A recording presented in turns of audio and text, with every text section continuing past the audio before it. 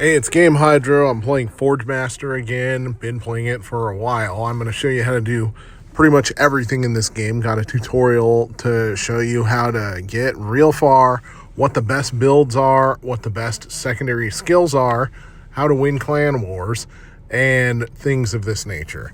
So, to go over the secondary skills, first of all, I'm going to tap on the power rankings.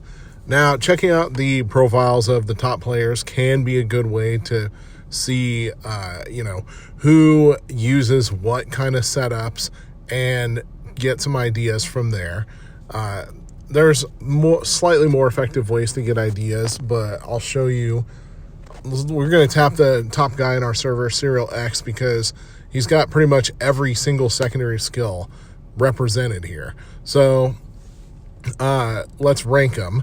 Critical damage and critical chance put together can actually have a pretty big outsized effect. Critical damage alone, though, is completely useless, because if you don't have the critical chance boosted, then the critical damage will never hit, maybe almost never hit, maybe even hit occasionally if you're lucky. So you need critical chance in order to make critical damage work. Now, if you boost critical chance alone without boosting critical damage, yeah, that's pretty decent, but boosting critical damage is just really easy to do because there's massive critical damage boosts that come from sole pieces of equipment. Now, let's see what this dude is running here. Life steal and health regen, range damage and block chance, health regen and double chance, range damage, critical damage lifesteal, critical chance lifesteal. Going back up a little bit. So, critical damage 96.7 off this one piece of equipment. Over here, critical chance, double chance. Double chance is always a real good one. Skill damage and double chance from the mount. And then there's some coming from the pets too. Skill, cooldown, range damage, health regen, range damage, life steal, and double chance. All right, so block chance, I find that one to be pretty much useless because the percentages are so low that it's rarely ever worth it, especially compared to things like life steal and health regen. Speaking of which, health regen is pretty much almost universally acknowledged to be an overpowered skill. Apparently it's been nerfed recently, at least a little bit by one of the updates, but generally my understanding of that is every second that percentage of health is regenerated. So this dude has 110 million health, so 16.1% of that is regenerated every second. So health regen allows you to really punch above your weight, especially in PvP mode, or especially in PvE mode. Now, PvP mode, it's often pretty much acknowledged that combining lifesteal with damage boosters is a little more effective here. But honestly, with either one, you can go either way with them. The mixing lifesteal, though, with all these damage boosters is a pretty powerful combo. So double chance, the maximum that you can get from one piece of equipment is 40. The maximum useful percentage here is 100%, because that means you're doing double attacks every time. Above 100% is not useful, at least until a developer adds triple hit functionality to the game, which I don't know if they will or not.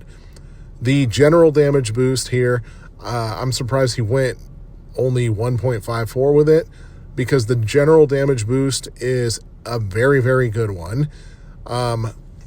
That affects both melee damage and range damage, as well as skill damage, all in one.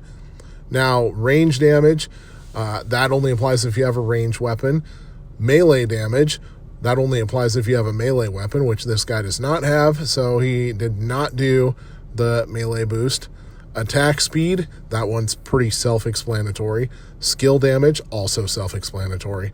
Skill cooldown drop, also self-explanatory. The percentages on that one are so low, though, that I don't find it all that useful. Maybe it'll get you over the top in like one battle or another, but it's not generally an excellent one. So the best and most overpowered skills that in my experiences, as well as a lot of others, and you can tap around to the various builds and see what people are building, is health regen, light, and then lifesteal combined with damage boosters. This guy over here, Gav, 4th place, he used to be running a build of something like 45% health regen, something super crazy like that. Recently appears to have retooled, though, combining absolutely massive critical chance with absolutely massive critical damage, and then a massive double chance boost. Surprisingly, not a big damage or range damage boost. Skill damage, surprisingly heavily boosted. Lifesteal, 17%, so he does 2.59 million total damage per hit.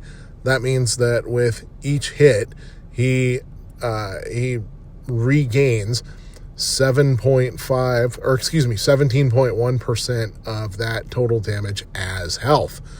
Lifesteal does not give life back when you use a skill, though. It only counts for either your melee hit or your ranged hit. Now, melee damage, let's see who uses a melee weapon here. Not that many top players use the melee weapons. That doesn't mean it's universally a bad thing to use. You're just not going to see a lot of top players using it. Rookie 7, etc., etc. No melee weapons anywhere to be found. However, the melee damage boost is a pretty strong one because it can be up to 40% per item. So if you get 8 pieces of equipment here that all have high melee damage boosts, that leaves the potential open for over 300% melee damage boost, which will not only increase your power score at an insane rate of speed, but allow you to do a ton of damage per hit. So the main disadvantage, though, of melee weapons is that ranged opponents can get off a whole bunch of shots before you even get one shot in. So it's real easy to get one-shotted against tough enemies or tough players or tough enemies on stages like this. But if you want to get way farther and punch above your weight in PvP and PvE mode, a heavy build of health regen tends to be your best bet here. You can use, obviously, Auto Forge, hit the filters, and pick the skills that you want to use or that you want to boost. Now, your maximum health regen per piece of equipment is going to be 6%. For lifesteal, per piece of equipment, it's 20%. Double chance per piece of equipment maxes out at 40%. Regular damage maxes out at either 15 or 20%.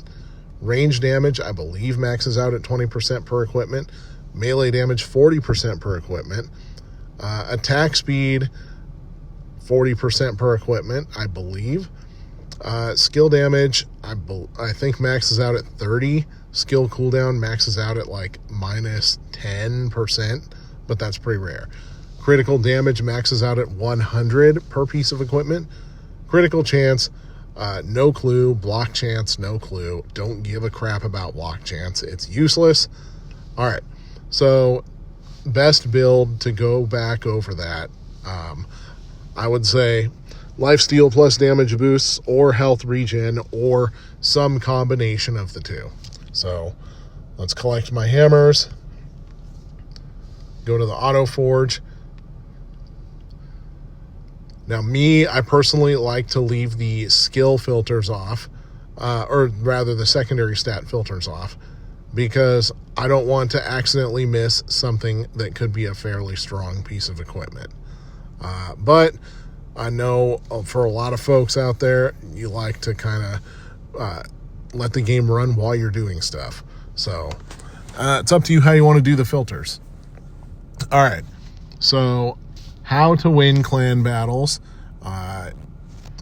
There are the days and results. They're going to be the same pretty much every time or every week. So day 1 actions, you can see here, forging equipment gets you some points. Summoning skills get you some points. Upgrading skills get you some points. Finishing tech tree upgrades gets you a ridiculous amount of points, a very high amount of points.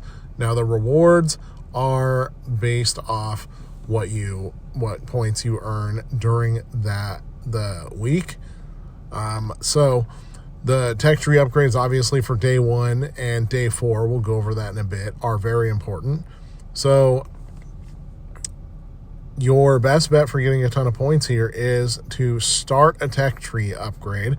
Now we've got our tech tree upgrading here, only takes 1 minute. Let's see if we can skip that, and we can. So that's 7,500 points added. Here's another, nope. Here's another tech tree upgrade we're going to start. But the tech tree 4, 5, and 6 level ones, forgot to check that out. So there's a level 2, 2 hours and 33 minutes. Level 3, 1 day plus an hour. Come on, number 4. There we go. Tech research timer 4. So that's a level 4 upgrade. Takes 1 day plus 21 hours. And level 5 takes 3 days plus 7 hours. Some might argue whether or not the level 5 upgrades are even worth it at that point, but if you're that far along, you probably have a buttload of the zombie blood left, so you can easily do these sorts of upgrades. But to maximize the points, you want to start the upgrades before, and you want to time them so that they'll finish during either day 1 or day 4. Preferably day 4 because it's worth 2 points, which brings us to how the clan wars are calculated. So day 1 is worth 1 point, 2, 3, 4, and 5 are worth 2 points, day 6 is worth 4 points, and the winning clan is going to be the one that has the most points that come from winning specific days, not necessarily the ones that have the most points that come from individual rewards. So day 1 is what we're on right now. Day 2, starting and completing forge upgrades get you the most points here. Actually, the second most points here behind mythic eggs. Now, I know it's tempting to start the forge upgrades as soon as you can, but try to wait and time them so that you can start a forge upgrade on day 2. If you time it right, you can even start and complete forge upgrades on day 2 both. All you got to do is complete a forge upgrade, is start it when it's a certain number of days out from day 2, so that it completes on day 2, and then start your next one on day 2. So obviously you got to have a lot of coins for that. Spending 1,000 coins on the forge, that leads you to a ton of points because forge upgrades cost a ton of coins. But since it doesn't tell you how long it's going to take to begin with, it's kind of hard to time the complete one. So just wait to start the forge upgrade until day 2. And don't spend any coins on it before day 2. Beyond that, dungeon keys give you some points. Rare pets and rare eggs, hatching eggs and merging pets give you quite a few points. So I'm saving up a few pets for day 2. Over here, you can see how many pets I got. I'm not merging them yet because I'm saving them for day 2. But also, when you have a ton of pets of the same rarity, not only can you see the stat differences between things like the unicorn, the tiger, and the griffin, for example, here. Some pets are going to be more damage-centered. Some pets are going to be more health-centered. The tigers, for example, here have higher damage and lower health. The griffin has higher health, lower damage. The unicorn, good balance between the two. So from there, you'd want to pick the ones with the best secondary skills. All right, back to the wars, day 3. So this one is skills and mounts. So mounts, obviously, kind of rare in this game. We'll show you how to get those, though. Day 4, we're back to the tech tree, and we're actually at tech tree, forge upgrades, and pets all in one day. Day 5, equipment, dungeon keys, mounts again. So kind of the same thing as day 3. And then over in day 6 is direct fights between clan members. So one-on-one battles against clan members plus winning the all-out brawl. You won't get too many individual reward points here, but day 6 is the most important because it's worth 4 points toward winning. This is where the tide can sometimes turn real fast. Your individual rewards here, these change depending on the tier of your clan, the tier of your war. 20,000, 30,000, 40, 50, 75, not 30,000, ignore that. So that little winding toy icon looking thing, that is how you summon mounts. So get as many war points as you can to summon mounts. Now, hit the info button. You can see what your rarity chances are of different mounts. The only way to upgrade that is by summoning more and more mounts. So when you go to the top list and you see somebody with rare, epic, legendary mounts and whatnot, ultimate mounts, they've been doing a lot with those keys.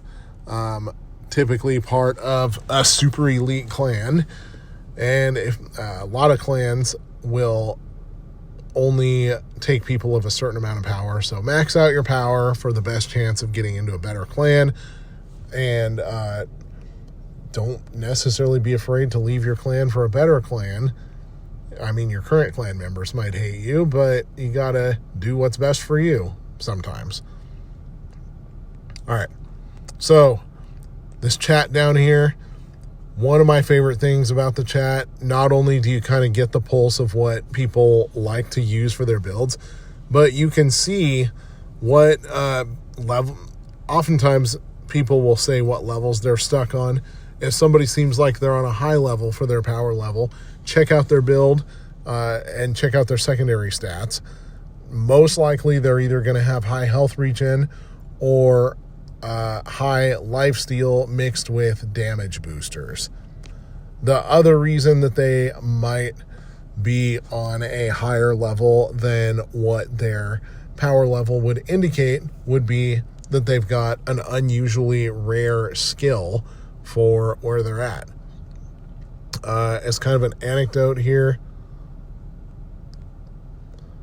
early on in the game, I actually unlocked the green arrow rain skill, and at the time I was not very far into this, so the epic skill was about a 0.1 or 0.05 chance of appearing. Now obviously I'm at the ghost town level where epic skills are the majority of them, and I have a small chance at legendary skills. So all that to say, when you're using your dungeon keys, try to beat the level first before you sweep it, and save your sweeps until right before the day resets. And you, because you can only have 2 keys at max at a time that come to you from a certain day, not that you earn from rewards elsewhere, but that come to you each day. You can only have 2 at a time, and if you don't use your keys, they are not like cell phone minutes. They don't roll over. Sorry, old reference there. Cell phone minutes haven't rolled over for like 18 years. Anyways, Tap the info button.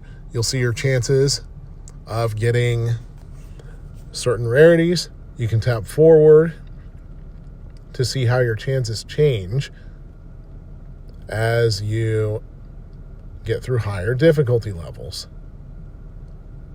Obviously, those chances change a ton.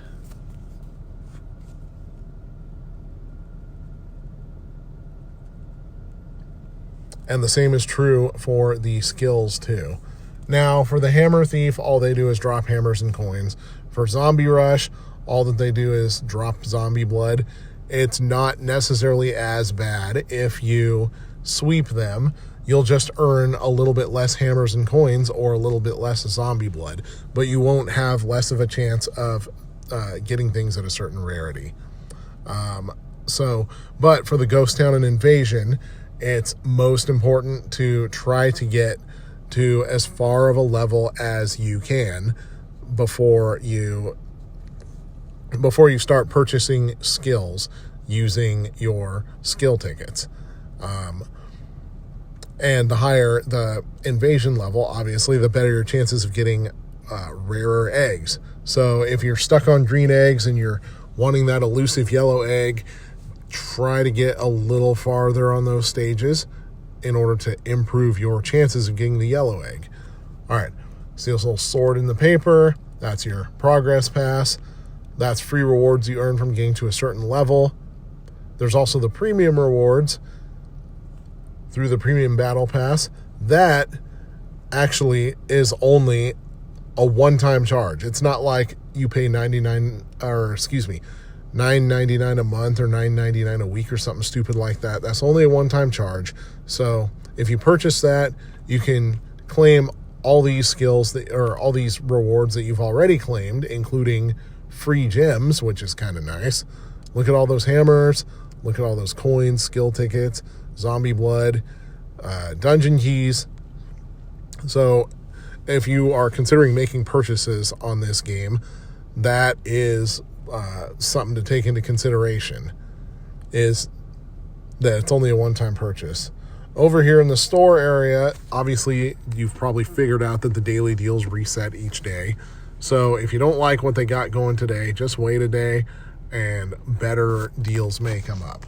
I like those dungeon deals, but they are very expensive, so I have not purchased any yet. Plus, you can buy gems, but buying gems is kind of superfluous in this game. Like $99 gets you 3,300 gems.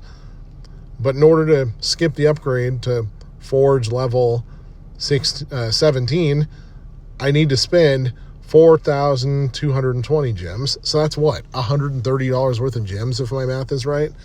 $110. So that, unless you're super rich, that's probably not worth your investment. The investments would be better spent on the daily deals so that you can get through dungeons faster. Of course, higher level Forge means that you got better chances at some of this rarer equipment. Unfortunately, I can't scroll forward and show you exactly what the chances improve to, but the important thing is here that, for example, from Forge 16 to 17, space doubles, interstellar doubles, and then you have a 1 in 5,000 chance of getting multiverse equipment from Forge 17. After that, you got Quantum, Underworld, and Divine.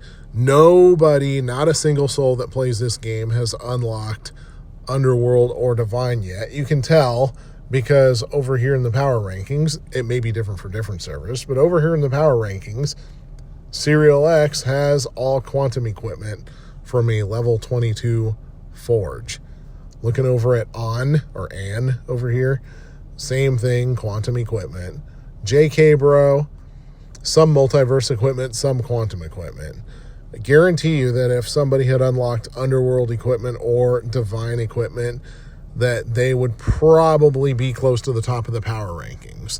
And they would also probably be a big spender.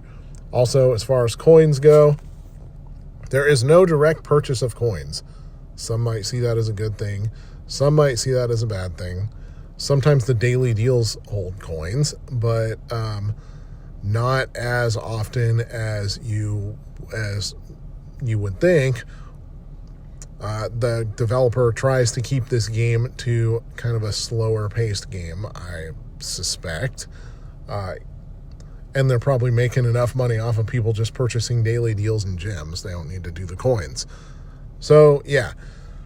To recap this, the best secondary skills are health regen or lifesteal combined with all kinds of damage boost. Ranged weapons are better than melee weapons, despite melee weapons having higher base damage.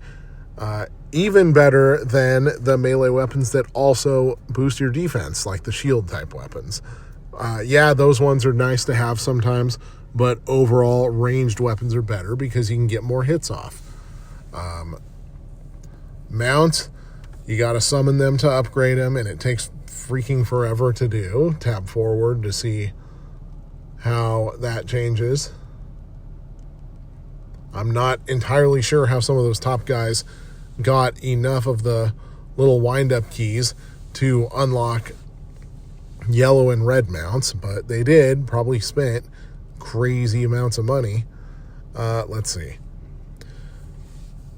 Forge, if you're a rich guy that purchases, or a rich girl that purchases a lot of gems, you can speed along Forge upgrades, and especially try to speed them along during day 2.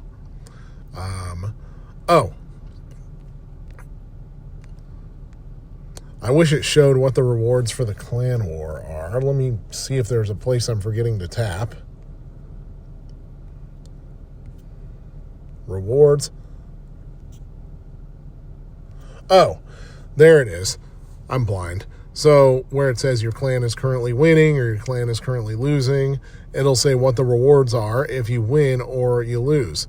The losing rewards are exactly half of what the winning rewards are. So even if you lose a clan war, well, almost exactly half. So even if you lose a clan war, you still get some pretty good stuff. You still get a lot of keys, a lot of hammers, a lot of coins, a lot of tickets, a lot of those mount keys and things like that. But obviously you want to win.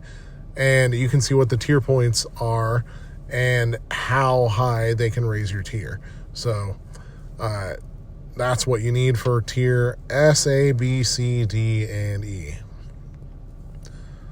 All right, so I believe this is pretty much all that's worth going over in the game. Oh, one last thing. Here's an example of somebody beating somebody with a higher power level. So let's check out what Stuck has going on. 55% lifesteal, 57% double chance, 224% attack speed is freaking fast. 17% skill damage. So this dude went all in on attack speed. I'm going to battle him. Let's see how fast he attacks. Boom, boom, boom, boom, boom, boom, boom, boom.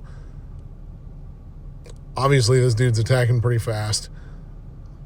The only thing that's saving me right now is that I've got about 30% health regen and some lifesteal, like 40% lifesteal, something like that. But obviously, this dude's going to smash me. Now, if you want to share the battle, hit the share button. The battle will pop up in the chat.